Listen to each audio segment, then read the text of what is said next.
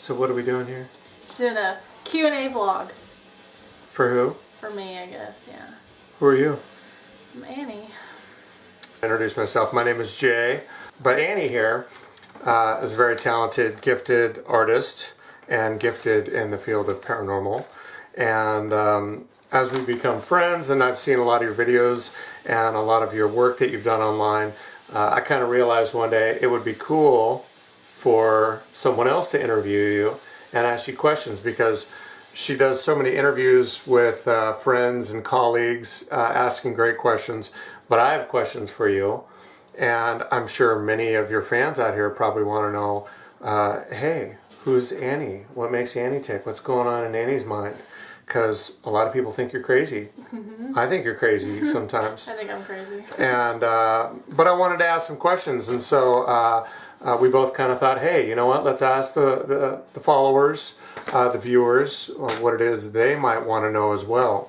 And we got some great questions. Yep. And a lot of these questions are very similar to the ones I had. So we'll go ahead and share those. And then I have a few of my own interesting questions that I want to talk to you about. But I want to actually start. We've got a question here from Papa Treno. I hope I'm saying that right. There's a lot of weird names online because you don't have to. Good luck in pronouncing some of those. So, and this person asks, hey, what are your thoughts on the afterlife? Does everyone become a ghost when they die? Personally, I think it depends on what your beliefs are. I mean, I think personally, I think that when we all die, I don't think everyone becomes a ghost per se. But I think that we are able to, I believe in heaven, so I believe we all would go to heaven, but I feel like we can also come back to earth to visit loved ones and friends and stuff. So I don't know if everyone would become a ghost. I'm sure if you wanted to become a ghost, you could. Well, that's an interesting question in itself, is do we have the potential to be ghosts in an afterlife, or do you think it's more of a unaware, trapped, almost like they're not aware, there's something that's holding them back, versus someone who might say, hey, I want to hang around for a while, I have loved ones, I have things I still want her to do. This next question here from Jenna Aranta says, how did you get into the paranormal? Was there a first paranormal experience that made you want to kind of research the field a little bit more? I've always just been a fan, really. Like, my entire life, I was always intrigued by something scary or terrifying. My favorite holiday since I was little is Halloween. So I always watched ghost shows. I didn't have my first experience until, I shared my first paranormal experience on my channel, and that was when I heard voices for the first time. And that was just like when I was like 22, so it really wasn't that long ago. And my mom remembers, she told me that when I was little, that we were at church and I kept saying that I was seeing something floating around in the sanctuary. And I kept pointing to it, and she's, trying to calm me down, and I'm just like, oh, there's a woman floating up in the church. And I don't remember that, but my mom remembers that. That was my, epiphany moment of, okay, this is real. Because I always watched Ghost Hunters, Ghost Adventures, all these paranormal shows, and I always wanted it to be real, but I was never sure because I never had an experience, and I always had friends that had experiences, and I never physically remember having an experience before. And so when I heard the voices, it was scary, but it was kind of like, wow, this stuff is real. You are a sensitive. In some of your other videos, in fact, we had a video where we recently talked with Kristen as well, and kind of expand a little bit on some of your sensitive abilities. But when did you first realize that you could be a sensitive? It was when I moved up here to Oregon. It was Oregon that did it. It was Oregon's the move. Weird. I don't know. I really don't know what struck it. I very much believe we all have the ability to be sensitive to a degree, and basically a initial impression, or when you're reading someone, I'm not so sure about that person, your intuition. Helena Was, sorry again guys, is it good to be a sensitive, or And what I think she's trying to say is it good being a sensitive. Do you find it distracting or do you find it helpful in your life? With being a sensitive, sometimes it feels like a burden and it'll get to be too much and I'll feel like I need a break mentally from it. And so usually, and I've said this on my channel before a long time ago, where I usually get really into it between the months of like August till December. I'm really into it, and I don't know if there's like some sort of energy peak in the universe. I don't know. But as soon as like the new year starts, I'm kind of ready to like almost detox from paranormal, and sometimes I don't even want to talk about it. But this year has been the first year where I'm not actually tired of talking about it. I don't know if I've gotten used to it and I've built up a tolerance with it where I can actually handle it a lot better now. Well, and I would also imagine having friends that you're associating with that are a little bit more open to the idea, understanding, and even some who share with having the ability to do this sort of thing might make you even a little bit more comfortable and nurture this ability you have rather than trying to, kind of push it back. Yep. That's interesting, though. I'd be interested to know more if the seasons, some sort of calendar or cyclical event happens. And actually, Venice Leah has asked, and a lot of these questions do tie in. What are some of your experiences as sensitive? We're talking a little bit about that now. Is it difficult hearing, seeing, taps on forehead, things that others don't? Do you have an uninvited, unwanted messages, information sent to you? And have you had any new, very unusual dreams that may be linked with your gift? So this is actually kind of a clump or a series of questions, but they all kind of coincide as far as uninvited. Do you ever get tired? You talked about being kind of overwhelmed and a cleansing. But your dreams, have you noticed any sort of pattern to where dreams have maybe become a little bit more elaborate, maybe a little clearer once you've kind of recognized that you have this ability? And it's funny with dreams, I don't really have vivid dreams. If I have dreams, usually I can backtrack them to somewhere in my subconscious I picked up something maybe I watched on TV the night before, or I was talking to somebody about something. And I think a lot with dreams, they don't make sense until something is triggered. That all of a sudden you go, hold on a second, that relates very much to what I had a dream about. So Peyton has asked, how does someone become sensitive to the paranormal? Are you just born sensitive to supernatural things? So yeah, can someone, and I even know this a little bit, you can nurture and strengthen an ability, but do you think the average person who maybe thinks they don't have the ability to do anything can somehow learn or open themselves up to this type of skill? I've heard of a lot of people who have like worked on what they call their third eye, but I've heard a lot of people experience a lot of bad things because you open yourself up to be vulnerable, not to just good spirits but bad spirits. And I do believe that it's like the ones who are like mediums or psychics, I feel like that, where they're that strong, it's in the blood, like it's in the family. And it's even more so if you have a strong Native American background too, because the Native Americans are so in tune to the earth and nature and very spiritual. But I have learned that if I continue to tap into it and go to places, it's kind of like working a muscle, so you make it stronger. Like my muscles? Yeah. I don't work out, they just come naturally. And actually going back to Venice's question, you kind of tapped into that a little bit. Do you ever have uninvited or unwanted messages, information that's sent to you that you basically aren't looking for? It's just coming, whether you want it or not.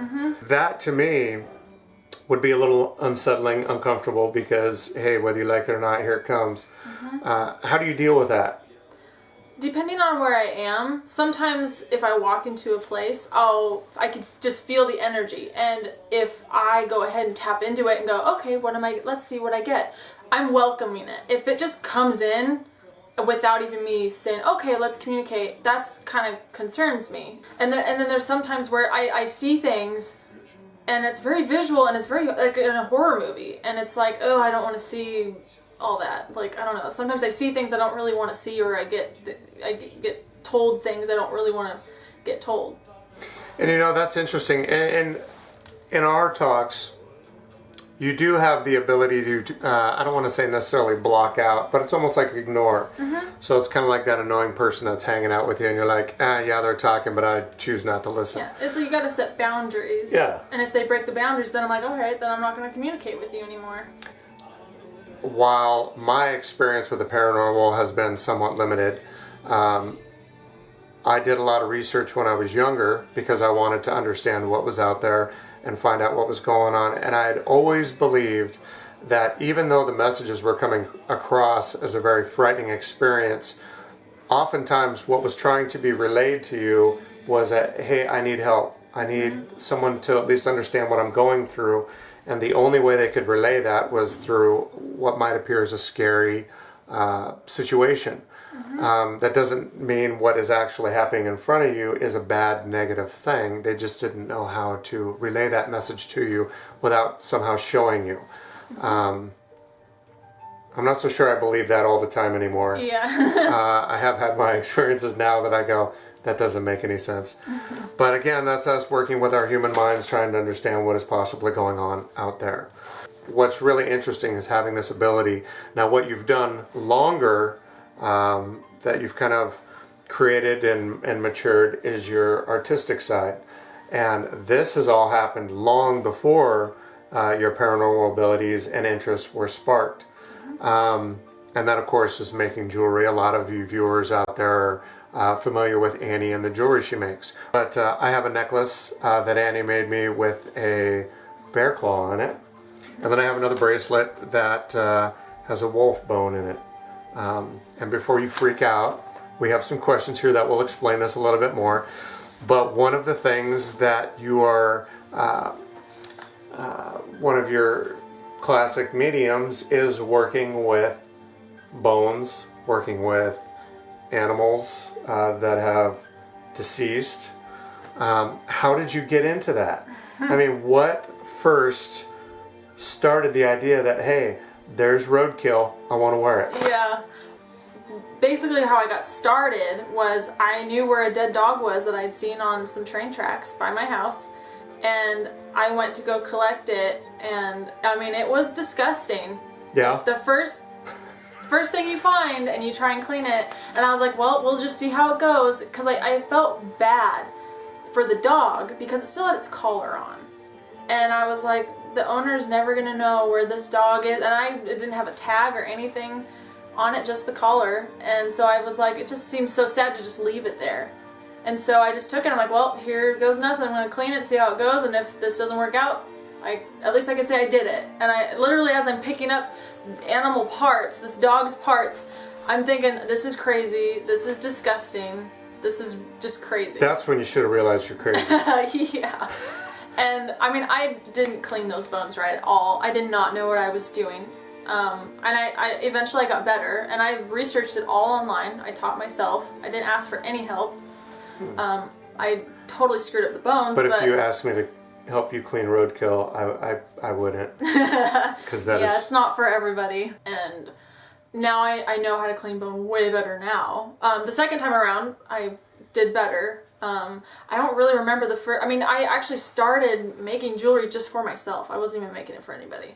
I wasn't even going to sell it. I was just making it for me to wear. And I had quite a few pieces, and then some of my friends were like, oh, hey, can you make me something? And then, so I would, and I wouldn't even charge them. I'd just say, here, you know, and then eventually they'd tell their friends, and then they would want to buy something from me. And I mean, I had one friend who was very adamant about me getting an Etsy shop.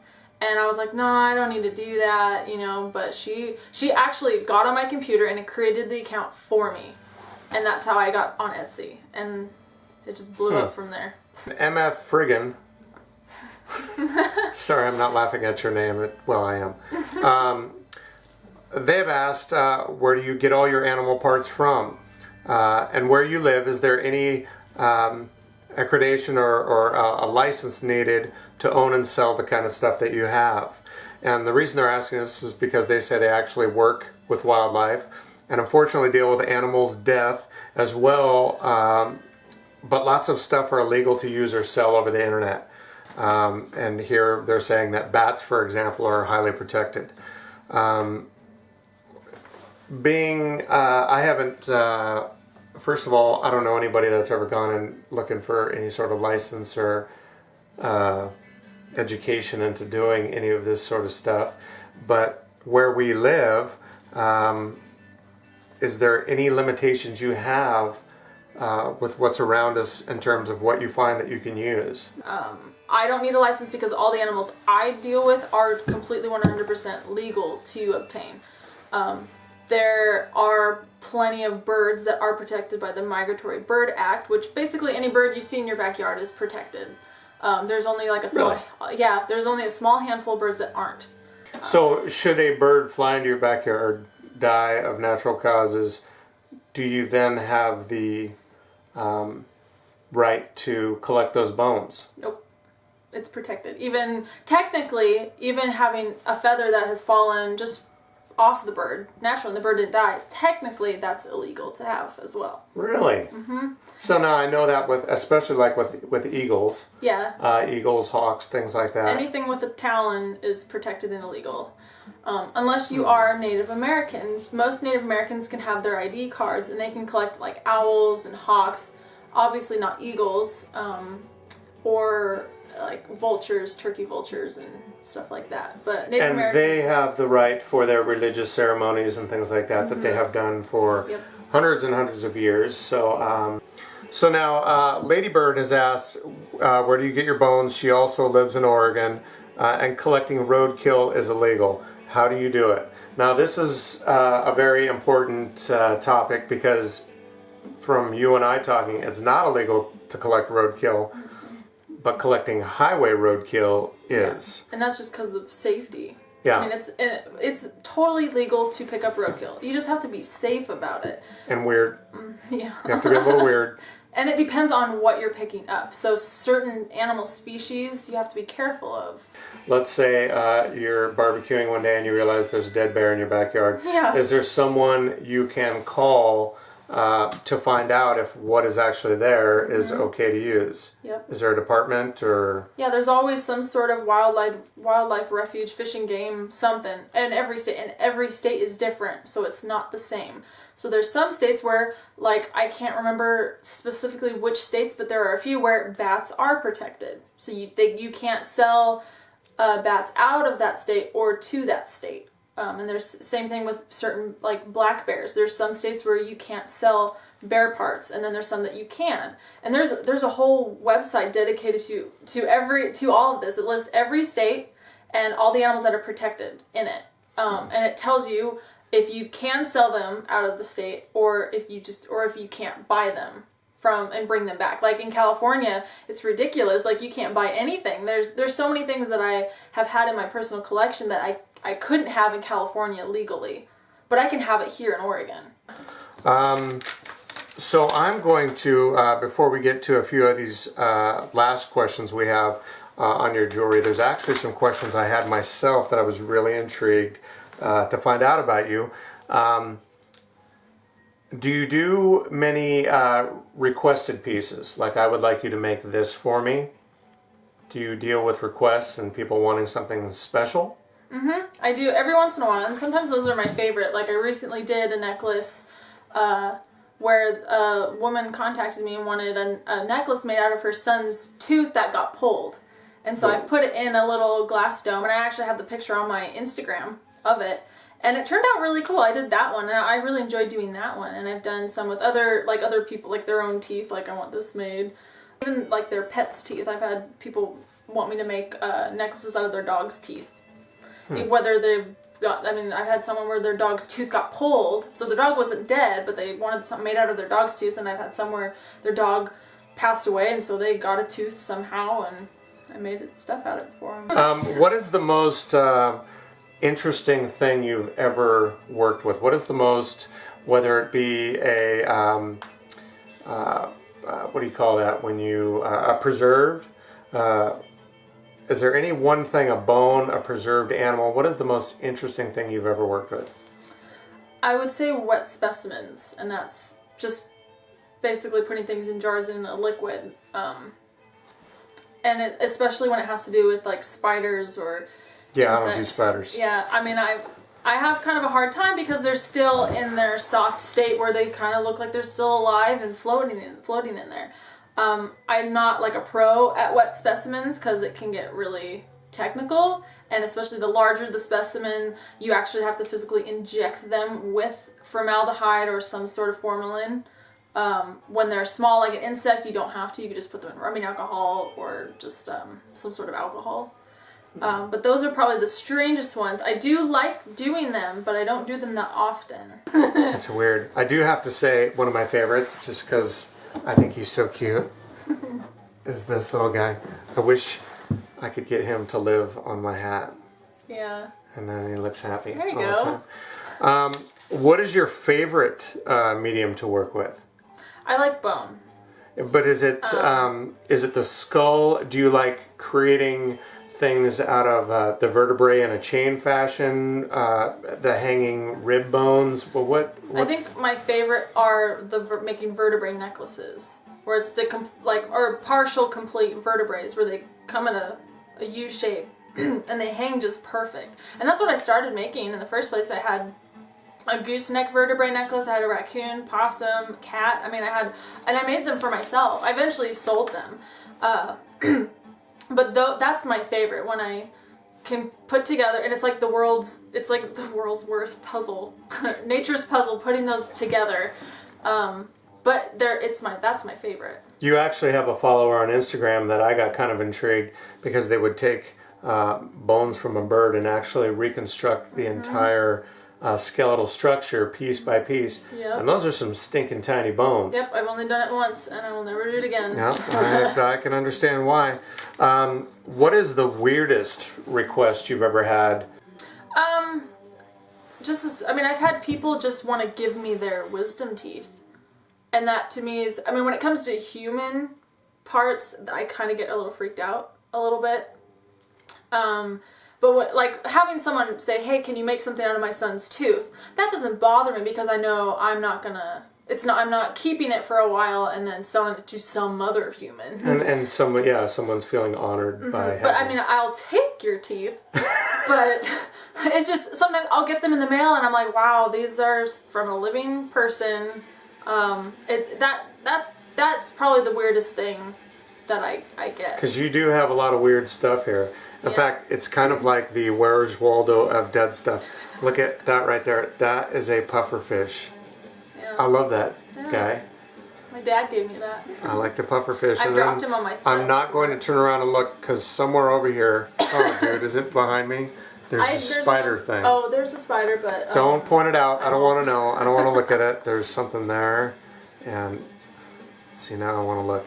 Now, this is actually an interesting segue back into a little bit of the paranormal. But we have a question here from Chibaw73 that says, I have a friend that's a mortician. She sometimes gets quick flashes of the person's life that she's working on. Like they want to know who they were. Does this ever happen when you're working with your animals? Do you ever get a snippet of what this animal might be about, or some sort of sense of what these bones once belonged to? I've actually tried to tap into the animal bones, and I've never gotten anything. Doesn't mean that there isn't anything. Sure. But I've tried to like tap into my abilities and see what I get, but I very rarely get anything. Sometimes I will feel like there is an animal around, and it's usually with a couple of the skulls that I have, but it feels more of like a protective kind of a feel. I do wear the necklace you gave me with a lot of pride, and there is a sense of honor in wearing it, whether it be to the animal, spiritually. I do respect it. So, and thank you for that very much, because it means a lot to me. Have you ever worked with bones that you felt an individual or a group might want to use as a spiritual tool. Like you talk about the Native Americans and how they work with feathers and bones and things from animals. Have you ever worked with an art piece that would be used for something like that? I've made quite a few necklaces for people who they tell me, this is my spirit animal. I want something made with it. And so usually I'll do a custom piece like that. I've never made anything that's been used in a ritual. I mean, at least to my knowledge. Yeah. I don't know. Well. But I have gotten quite a few requests from people saying, oh, this is my spirit animal. Can you create a bracelet or earrings or necklace? And it depends on what your spirit animal is, because some spirit animals are actually protected species. You know, Yeah. like if your spirit animal is an eagle, it's a little impossible. Animesh Cooper, or Kapoor, has asked along the lines of working with religious, spiritual practices. What is your take on residual energy? Do the objects that once belonged to the living, do they hold some type of energy? Do you think your jewelry, the remnants of once alive animals, do you think they hold the energy at all? I think so, but I don't feel it as a negative. Yeah. Because I feel like with what I do, it's respect towards the animal. And what I'm doing is giving it a new life. Oh! I feel bad. I feel like that was the spirit of the mouse that just came after me. Yeah. Okay, go ahead. But what I do, I feel, is respect towards the animal, which I feel Native Americans had done for centuries, is they would use every part of the animal. They would never waste anything.